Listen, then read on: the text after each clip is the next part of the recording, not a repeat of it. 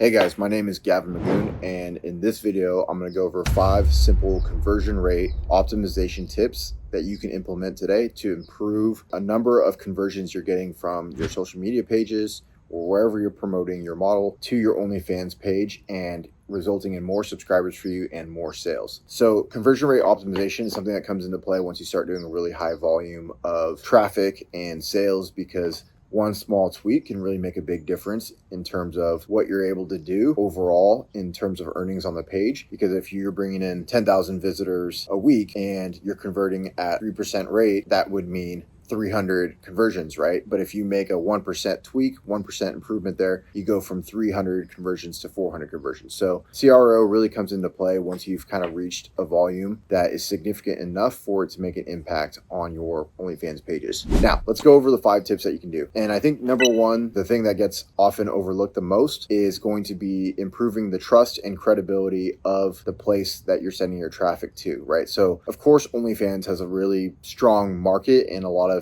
credibility and trust because of the global branding, but also you want to make sure that the page that you're sending the traffic to has a lot of trust, right? So if you have an OnlyFans page, making sure that your URL is easy to read and kind of matches with the places you're sending the traffic from. So for example, if you have an Instagram page, Sophie Rain, making sure that your URL on the OnlyFans page is also Sophie Rain and it's spelled in the same exact way, so that anybody searching for it is going to be able to find it easily. And also that they see that, okay, I came from this Instagram page and this OnlyFans page is set up in this exact same way, in that the URL is the same, the username is the same, the profile picture is the same. Okay, I trust that this Instagram page I'm coming from and this OnlyFans page I'm going to is from the same person. So just building that trust and credibility between any bridges that you're sending people over, and ensuring that one side looks the same as the other, and just tying it all together that way. The next thing that you can do to improve your conversion rate optimization is selecting the correct type of mechanism in which you're going to have them convert. And what I mean by this is that I see a lot of agencies out there, they send traffic to an OnlyFans page and they'll have a free trial link. Well, if you go through the funnel yourself, you'll understand that with a free trial link, it typically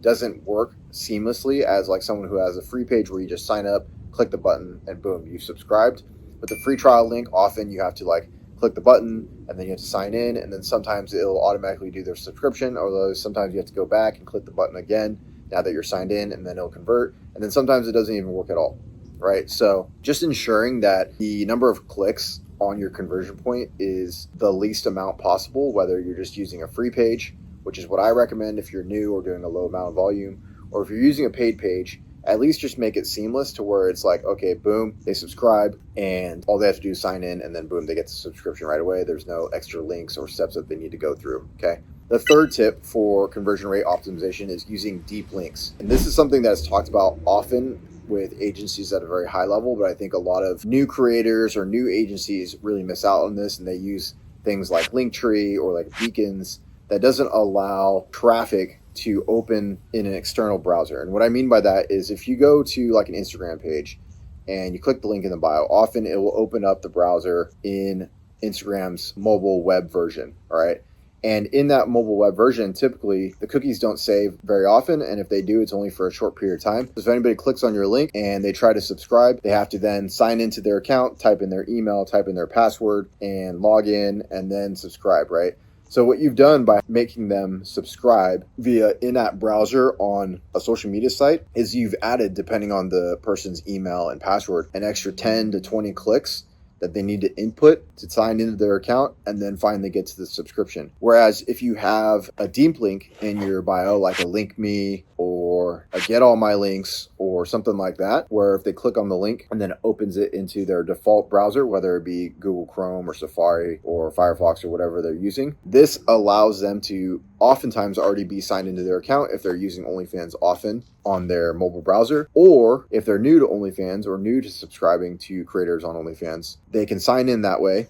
and then the browser will actually save their login info for a much longer period of time compared to what we've seen with the in-app browsers. So oftentimes when you sign into like a Google Chrome browser or Safari browser, we've seen the login information stay saved for a period up to like 30 or even 60 days. Okay, so just ensuring that you have deep links and you're sending your traffic off of the social media platforms to your OnlyFans pages in a default browser that the user is accustomed to using is really going to help boost and improve the conversion rates of your traffic. Now, fair warning with this, not all social media sites are a big fan of deep linking. If you look around on blogs and articles and things like this, you'll see that they don't explicitly say anything against deep linking, but we all know that they want to keep people on their platform as much as possible. So if you're going to use deep linking, make sure to use it with caution. Make sure that you're staying up to date and monitoring updates that could be happening with social media sites, and make sure that you're tapped into a network that is discussing these things on a daily basis to ensure that your account safety remains compliant with the platforms and that you're able to react quickly in case that in the situation that we need to go ahead and make some changes and maybe go back to a non-deep link or switch link providers or whatever it might be. Now, point number 4 with conversion rate optimization would just be making sure that the copy on your page is on point, right? I've seen so many lazy OnlyFans pages and things written in the bios, to be honest with you, turn people off of subscribing, right? If you have a big warning in there saying, don't copy any of my content, this account is protected by DMCA, I'll pursue you in legal law if you save any of my content or anything like that, that is just not really a happy or joyful experience for a fan to think about when they're thinking about subscribing to your page, right? Like, nobody wants to join something that they feel like they might get retaliation back from the creator for joining, right? We don't want to be putting negative thoughts into our customers' heads right before they're about to come in the door and spend money. Of course, we don't want people to download our content and spread it and do things like that, but like, you as a manager or a creator should be managing that on your own, on the back end, behind the scenes, ensuring that using like a DMCA service or something like that to take down any content leaks that are going to help you with making sure your content isn't getting out there spread around in ways that you don't want it to be. And really, the conversion point of where you're bringing the customers into your page should be a joyful, happy experience, something that is encouraging them to take action, encouraging them to connect with you, encouraging them and keeping their curiosity to see more, right? So in the bio, you want to be writing things like, what are some of the benefits of joining your page? What are some of the things that people have said about joining your page? What are some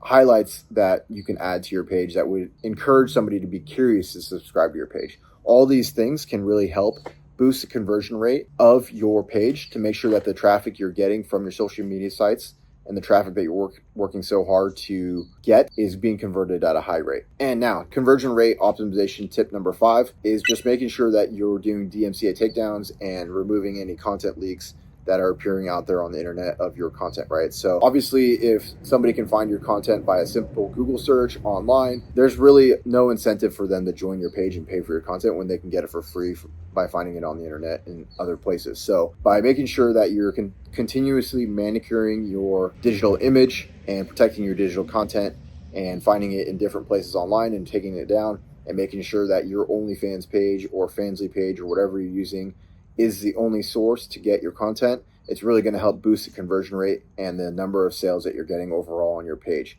Okay, so if you're not sure how to do DMCA, or if you're not really sure where to start with that, I have another video that I'll link right here that you can watch that goes into great detail about DMCA and the benefits of it and like what you need to do to take action today on that. So these are my 5 tips for conversion rate optimization for OnlyFans creators and agencies. If you have any questions on this, feel free to drop in the comments, and I look forward to hearing from you.